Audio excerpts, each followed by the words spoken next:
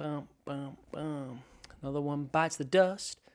Over the last couple of days, we have seen something remarkably rare happen, and that is the collapse of two state Liberal leaders in the span of, I was going to say a week.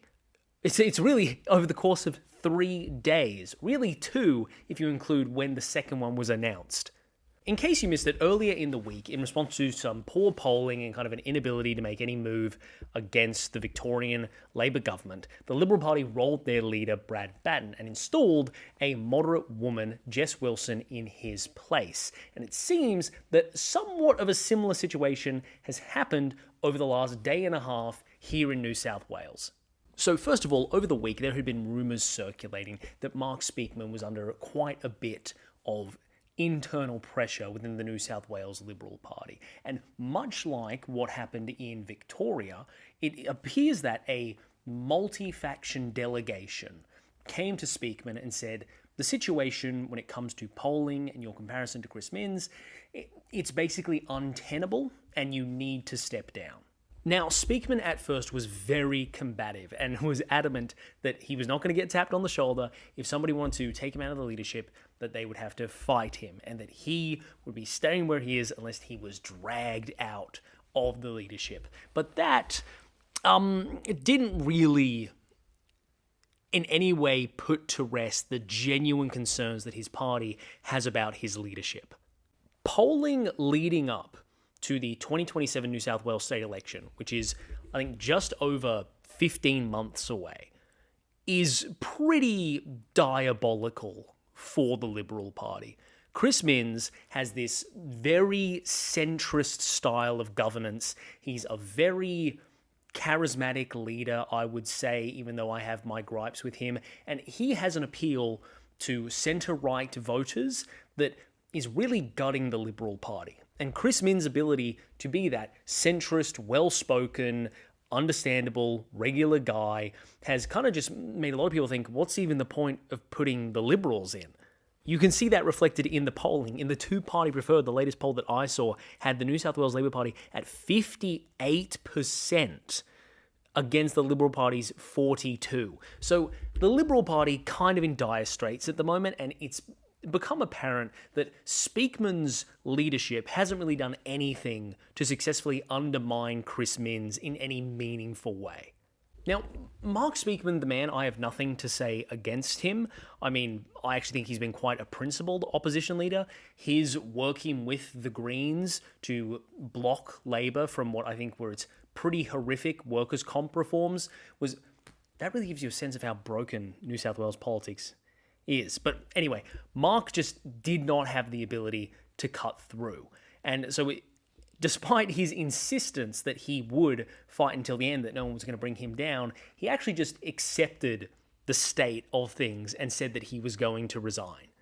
And as he was resigning, Speakman was basically making this point that he didn't want to go, but that, like I said, a group of Liberal MPs across different factions within the party had come to him and made the case that he had to step down as leader. And he, in his own words, reluctantly agreed with that assessment. And then as he was resigning, he endorsed Kelly Sloan, the MP for Vaucluse, to take over the party after him. And I think that this shift from Mark Speakman to Kelly Sloan really has nothing to do with policy. This is purely a matter of optics and personality. And from that perspective, Kelly Sloan is a reasonable pick for the New South Wales Liberals. The New South Wales Liberals are dominated by their moderate faction at the moment. Mark Speakman, just a few days ago, was very adamant about the fact that the New South Wales Libs would stay committed to net zero, despite the fact that branches all around the country, even the feds, were breaking from that commitment to net zero by 2050. So, and look, Kelly Sloan is not going to change that course in any way. She is, if anything, more moderate than Speakman.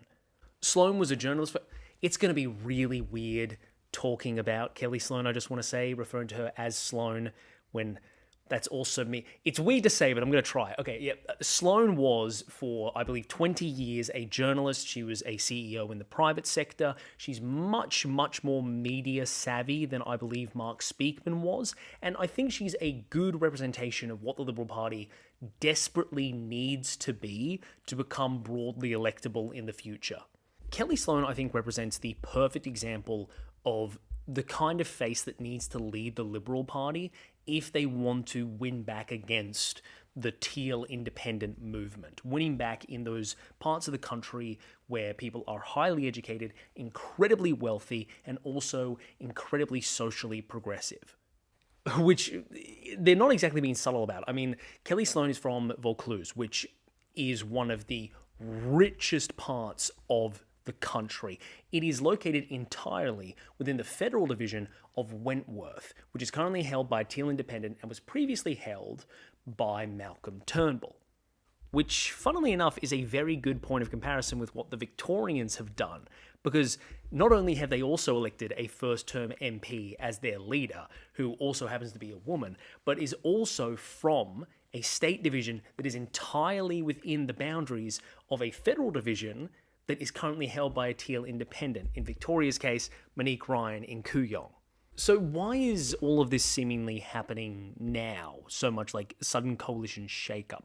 Well, I think what the state parties have realised in Victoria and in New South Wales, as they are heading towards elections, one of them next year, one of them very early in 2027, is the fact that the federal brand has gotten so toxic that if they want to detach themselves from that, these state-level parties really need savvy new faces in the leadership to try and break away from Susan Lay's sinking ship of a political party.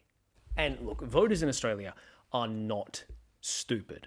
Australians at elections at the state and the federal level very clearly are able to demonstrate that they can discern between state level and federal politics. And you see this everywhere. Like Queensland, for the better part of a decade, was a solid red state where Labor was easily winning elections. But at the same time, at federal levels, they were the die-hard core of the LNP's support. People in this country are not stupid. They can separate things. But I think the Liberal Party is at such a point of devastation and collapse on a federal level that the poison is kind of tainting all the wells at this point.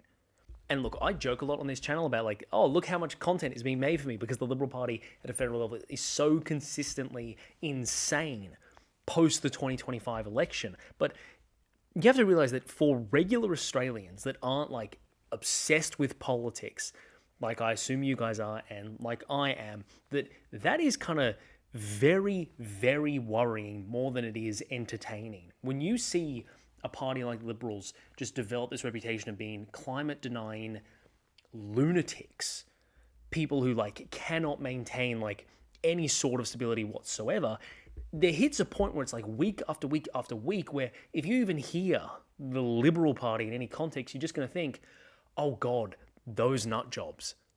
So I think that moving to leaders like Jess Wilson or Kelly Sloan, fresh faces, not only gets them like attention in the media to like cut through and try and separate themselves from the federal brand, but also shows like, look, we are actually working on our issues, like the fact that our party generally is perceived as having a massive issue with women. And not only with women, but also with more moderate people, people that have a reasonable perspective when it comes to climate policy and climate change, and we are trying to address that issue through leaders like this, both of whom are fresh faces, both of them literally being first-term members of parliament.